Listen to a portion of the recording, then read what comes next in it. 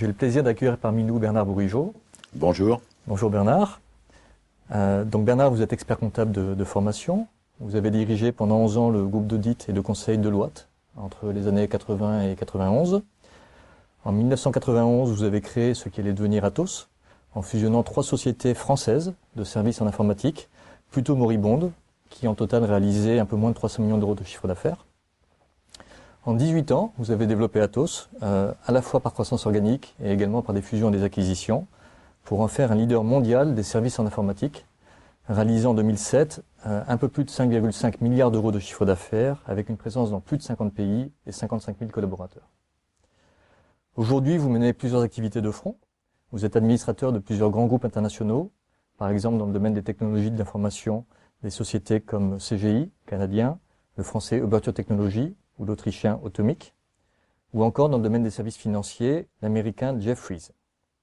Vous êtes également partenaire d'Advent International, un groupe international de capital investissement, et à titre privé, vous êtes également investisseur dans plus d'une vingtaine de sociétés dont vous suivez de très près la stratégie de développement.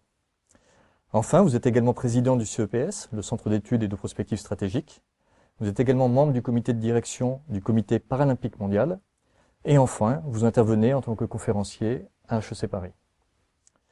Bernard Bourigeaud sera également interviewé par Philippe Fradin, qui est notre directeur des écoles MBA. Bernard Bourigeaud, qu'est-ce qui vous a poussé à devenir entrepreneur ?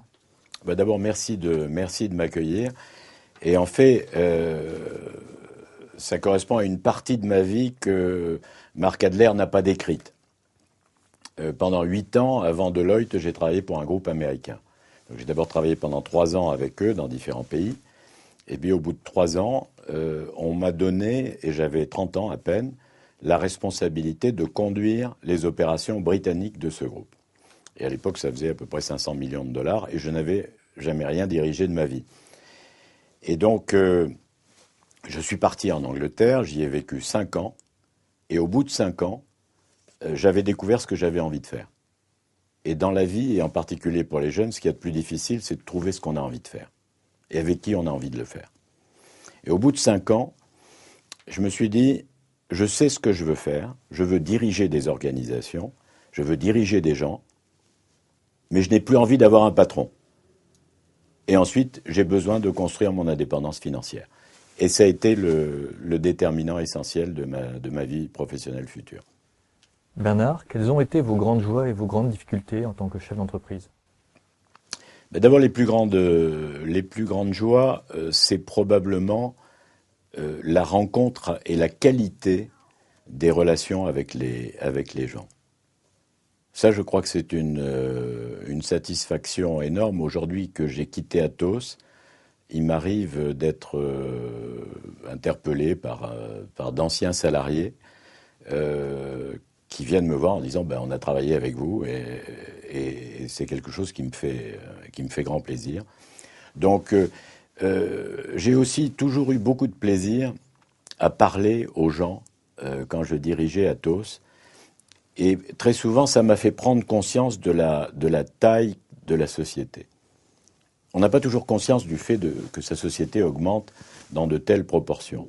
Mais parfois, quand on se retrouve devant une salle de 2000 personnes ou 3000 personnes, on se dit, tiens, j'ai construit quelque chose de significatif et je crois que ça apporte une certaine satisfaction qu'on ne peut pas évidemment partager totalement avec les gens qui sont là. Mais je crois que ce qui a été un des vecteurs de ma vie, c'est la qualité des relations avec les autres. Alors après, dans tout ça, il y a des difficultés, parce que parfois il y a des crises pendant lesquelles on doit prendre des décisions difficiles. Et les décisions les plus difficiles à prendre dans une entreprise, de toute façon, ne sont pas les décisions qui concernent la stratégie du business, mais ce sont les décisions qui concernent les gens. C'est ça le plus difficile. Et ce sont les décisions les plus critiques. Alors, non seulement être capable de bien s'entourer, mais c'est des domaines où on fait des erreurs. Et puis surtout, les moments dans la vie d'une entreprise où on doit prendre des décisions qui font que des gens doivent partir de la société. Alors ça, pour tout chef d'entreprise, je crois que c'est ce qu'il y a de plus difficile. Et pourtant, il faut le faire dans certaines circonstances. Dans ces situations tendues que vous décriviez, la question des valeurs se pose. Pour vous, les valeurs les plus importantes, vos valeurs? Les valeurs les plus importantes pour moi, c'est d'abord l'engagement. Quand on dit quelque chose, on doit le faire. Quel que soit son niveau dans une entreprise, hein, qu'on soit le jeune ingénieur, qu'on soit la réceptionniste, qu'on soit le patron de pays, ou qu'on soit le directeur commercial ou le président, on a tous un rôle à remplir, donc on a des engagements qu'on a pris et tout le monde doit les tenir. Et pour ça, je disais toujours aux gens d'Atos, il y a trois choses qui pour moi sont très importantes. La première, c'est l'honnêteté intellectuelle. Quand on sait, on sait. Quand on ne sait pas, bon, on dit qu'on ne sait pas. La deuxième, c'est la loyauté. C'est-à-dire que vous travaillez avec moi, vous devez être loyal vis-à-vis de moi, et moi, je serai loyal vis-à-vis de vous. Et puis la troisième, c'est le courage. Et dans mon expérience, plus les entreprises grandissent, et moins on trouve de gens courageux. Donc ça, pour tous les jeunes qui écoutent, le courage, c'est une qualité fondamentale. Donc, ayez toujours du courage. C'est pour ça que tout le temps où j'étais président d'Atos, j'avais auprès de moi un jeune qui avait 2-3 ans d'expérience et qui vivait avec moi pendant 1 an ou 1 an et demi. Et pourquoi? Parce que les jeunes ont un gros avantage, ils n'ont pas encore appris à mentir. Donc, dans les yeux d'un jeune, on voit la vérité et quelque part, c'est une forme de remise en cause pour un chef d'entreprise. Et donc, c'est quelque chose de très, très important. Donc, et ces jeunes que j'ai eus avec moi, ils étaient tous très courageux. Voilà. Et c'est une leçon pour les gens plus âgés et plus élevés dans la hiérarchie. Donc, l'engagement, l'honnêteté intellectuelle, la loyauté et le courage. Et au-delà des valeurs, selon vous, quelles sont les qualités d'un chef d'entreprise? D'abord, un chef d'entreprise, il doit aimer les gens. Alors, aimer les gens, ça ne veut pas dire être faible avec les gens, ça veut dire s'intéresser à eux. Et pour moi, toute personne qui n'aime pas les autres est inapte à diriger quoi que ce soit. La deuxième chose, c'est l'énergie. Quand on est chef d'entreprise, on a besoin d'avoir beaucoup d'énergie physique et mentale. Moi, j'ai fait du sport toute ma vie. Parce que ça augmente et ça renforce l'énergie mentale. Et pourquoi ça? Parce qu'un chef d'entreprise, il doit donner de l'énergie aux autres. Quand on rencontre quelqu'un dans les couloirs et qui n'est pas bien, quand on est chef d'entreprise, si on n'est pas capable de le voir et de le prendre avec soi pendant quelques minutes pour lui redonner de l'énergie, c'est qu'on n'est pas apte à diriger. L'autre élément, c'est d'être capable de diriger dans l'incertitude. Alors, je m'explique. Quand on dirige une entreprise et quand on est au sommet, on connaît toutes les menaces, toutes les opportunités, tous les scénarios possibles. Mais les gens qui travaillent dans l'entreprise, eux, ont besoin d'être dirigés et d'avoir une direction claire. Donc seul le chef d'entreprise ou l'entrepreneur doit être capable de diriger dans l'incertitude. Et ce n'est pas facile pour tout le monde. Il y a des gens qui ne pourront jamais le faire. Ensuite, il faut être capable de prendre des décisions.